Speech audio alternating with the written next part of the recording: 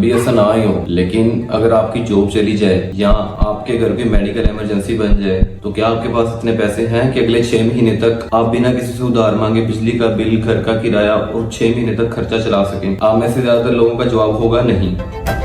हम पाकिस्तानी, इंडियन और बांग्लादेशी लोग वैसे तो हिसाब किताब के मामले में तेज होते हैं, लेकिन जब बात आती है इमरजेंसी फंड की तो हम ज्यादातर दोस्तों और रिश्तेदारों से पैसे उधार मांगने पर मजबूर हो जाते हैं। आज मैं यानी मुबशिर फातेह आपको बताऊंगा इमरजेंसी फंड बनाने का वो तरीका जिससे आप कभी भी किसी के आगे हाथ नहीं फैलाएंगे।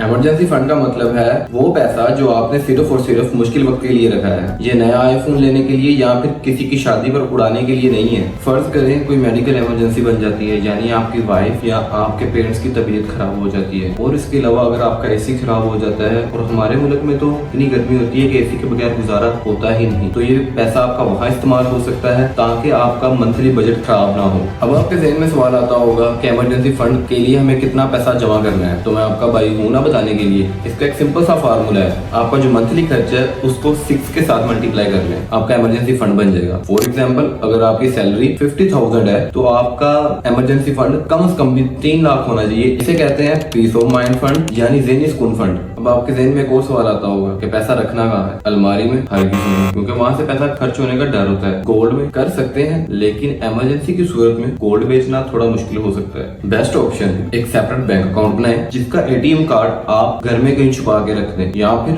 मनी मार्केट फंड यानी म्यूचुअल फंड में रखें, जिससे 24 घंटे में पैसा निकालना आसान भी हो और पैसा वहां पड़ा पड़ा आपको प्रॉफिट भी देता रहे। दोस्त, मुश्किल वक्त कभी बताकर नहीं आता। आज ही से अपनी सैलरी का 5 या 10% हिस्सा इमरजेंसी फंड में डालना शुरू करें। जब ये फंड आपका कंप्लीट हो जाएगा तो आपको पुरसुकून नींद आएगी जिसकी कोई कीमत नहीं। कमेंट में बताएं कि आपने इमरजेंसी फंड की वजह से किसी से उधार लिया है, और वीडियो पसंद आई हो तो लाइक करें और PI विद MF को सब्सक्राइब करें, और ये वीडियो को ज्यादा से ज्यादा शेयर करें अपने दोस्तों और रिलेटिव्स के साथ, क्योंकि इमरजेंसी फंड सबके लिए बहुत जरूरी है।